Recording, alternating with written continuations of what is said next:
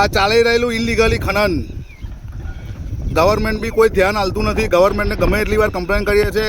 મોટી પાર્ટી છે એટલે પૈસા ખાઈને કોઈ ધ્યાન આપતું નથી કે નહીં જીઓલોજીસ્ટવાળા આવતા. 5 થી 6 વાર કમ્પ્લેન કરે છે અને આ નદીનું કોતર ખાય છે છતાં કમ્પ્લેન કરવા છતાં કોઈ આવા રેડી નથી, ના જીઓલોજીસ્ટવાળા કે ના ગવર્મેન્ટ અધિકારી કોઈ.